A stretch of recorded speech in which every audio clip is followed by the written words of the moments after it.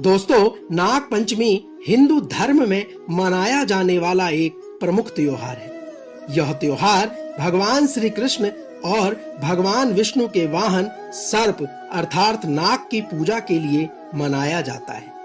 यह पर्व संस्कृति और परंपरा में नाग देवता के प्रति श्रद्धा और आदर का प्रतीक है।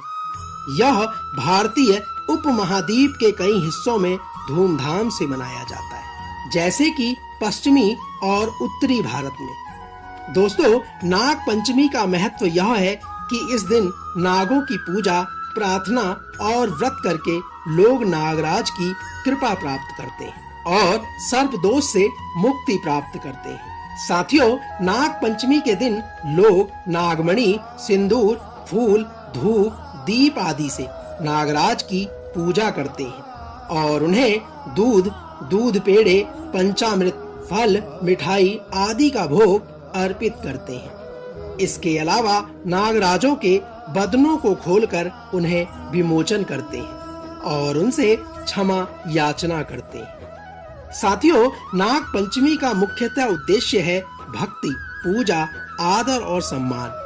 इसके साथ सर्प देवता की कृपा को प्राप्त करना।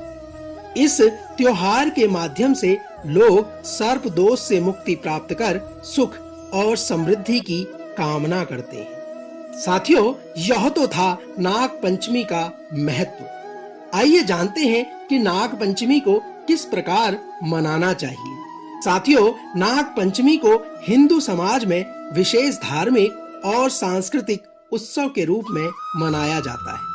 यह त्योहार भारत के विभिन्न हिस्सों में अलग-अलग रूप में मनाया जाता है, लेकिन कुछ प्रमुख पदार्थों और क्रियाओं का अनुसरण इसमें किया जाता है। इसकी पूजा और आराधना लोग इस प्रकार से करते हैं। लोग नागराज के मंदिर में जाकर नाग देवता की मूर्तियों की पूजा और आराधना करते हैं। उन्हें दूध, गंगा जल, तिलक, दिया, फूल, पंचामृत, अक्षत, फल, नारियल, पान, चूड़ा, धूप और आरती वस्त्र चढ़ाते हैं। इसमें कुछ लोग नाग पंचमी के दिन नाग पंचमी व्रत रखते हैं और उपवास करते हैं। वे नाग देवता के प्रति श्रद्धा और भक्ति के साथ पूजन करते हैं और समाज के अन्य सदस्यों को प्रसाद के रूप में खाने को देते हैं। कुछ क्षेत्रों में नाग पंचमी के दिन नाग यात्रा आयोजित की जाती है। इसमें नाग मूर्तियों की विशेष झूलों पर सजाकर निकासी की जाती है और भक्तगण उन्हें पूजा सत्कार करते हैं। यह यात्रा पाठशाला या मंदिरों से शुरू होती है और नगर के विभिन्न हिस्सों में निकाली जाती है। साथियों, कुछ लोग नाग पंचमी के दिन अपने घरों में नाग पूजा गृह स्थापित करते हैं। इस गृह में नाग देवता की मूर्ति को स्थापित किया जाता है और उनकी पूजा की जाती है। दोस्तों, अब समय है नाग पंचमी की परंपराएं और उससे जुड़े रीति रिवाज के बारे में जानकारी जुटाने का। आइए जानते हैं नाग पंचमी की परंपराएं और उसके रीति रिवाज। साथियों, नाग प्रतिमाओं की पूजा नाग पंचमी के दिन लोग नाग प्रतिमा या चित्र की पूजा करते हैं।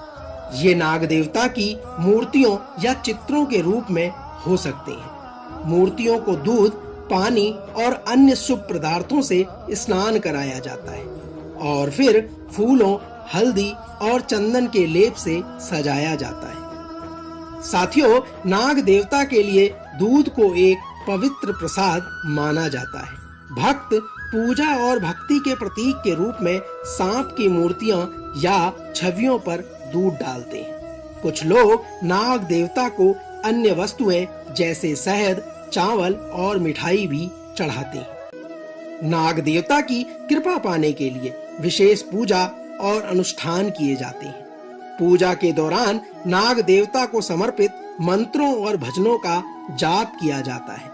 पुजारी या जानकार व्यक्ति पूजा समारोह आयोजित कर सकते हैं, जबकि भक्त प्रार्थना और प्रसाद चढ़ाकर भाग लेते हैं। साथियों, कुछ लोग नाग पंचमी को भक्ति के प्रतीक के रूप में व्रत रखते हैं और वह पूरे दिन भोजन और पानी का सेवन नहीं करते। नाग पंचमी से जुड़े आवश्यक अनुष्ठान और पूजा करने के बाद ही व्रत को तोड़ा जाता है। इस दिन नाग पंचमी पर भक्त नाग देवता को समर्पित मंदिरों में जाते हैं। वे प्रार्थना करते हैं, अनुष्ठान करते हैं और आशीर्वाद मांगते हैं। दोस्तों, एक पौराणिक कथा के अनुसार नाग पंचमी के साथ जुड़ी एक प्रसिद्ध कथा है जिसे लोग अष्टिक की कथा कहते हैं। इस पौराणिक कथा के अनुसार एक ब्राह्मण नामक राजमहल के पुरोहित थे जो नागराज वासुकी की सराहना करते थे। एक दिन उन्होंने राजमहल में एक विशाल यज्ञ का आयोजन किया और इस यज्ञ के लिए सभी देवताओं को आमंत्रित किया। साथियों, जब यज्ञ की रणनीति चल रही थी तो अचानक नागराज वासुकी और उसके पुत्रों की यात्रा शुरू हो गई। वासुकी और उसके परिवार ने यज्ञ के स्थान पर पहुंचकर ब्राह्मण को अनुरोध किया कि उन्हें भी यज्ञ में शामिल करें, किंतु ब्राह्मण ने नागों को निराकार्य मानकर उन्हें यज्ञ में शामिल नहीं करने का निर्णय ले लिया। इस परिस्थिति में नागों को बहुत दुख पहुंचा और वे वापस चले गए।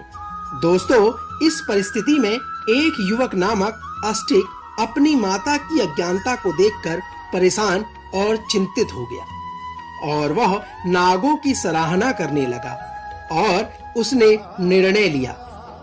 अष्टिक यज्ञ के स्थान पर जाकर ब्राह्मण को विनम्रता से प्रार्थना पूर्वक कहने लगा कि वह नागों को भी यज्ञ में शामिल करे और उन्हें सम्मान दे।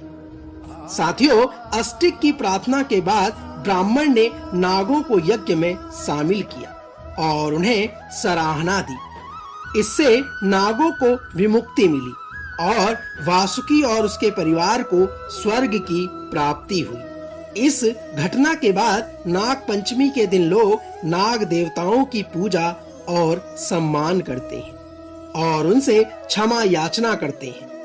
दोस्तों, यह प्रसिद्ध कथा नाग पंचमी के महत्व और नाग देवताओं के प्रति आदर व समर्पण को दर्शाने का कार्य करती है। दोस्तों, तो यह थी नाग पंचमी से जुड़ी कथा, उसकी विधि और उसके महत्व का वर्णन।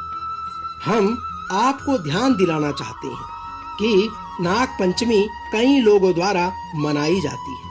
सांप संरक्षित प्रजातियां हैं और यह सलाह दी जाती है कि सांपों को नुकसान पहुंचाने या उनका शोषण करने वाले किसी भी प्रथा से बचने की आवश्यकता है। इसके बजाय त्योहारों के दौरान इन जीवों के प्रति जागरूकता, संरक्षण और सम्मान को बढ़ावा देने पर विशेष ध्यान देना चाहिए। हम आशा करते हैं कि आज का यह अंक आपको अवश्य पसंद आया होगा। कल एक और नए अंक के साथ फिर आपसे होगी मुलाकात। तब तक जय शिव शंकर, हर हर महादेव, जय नाग देवता।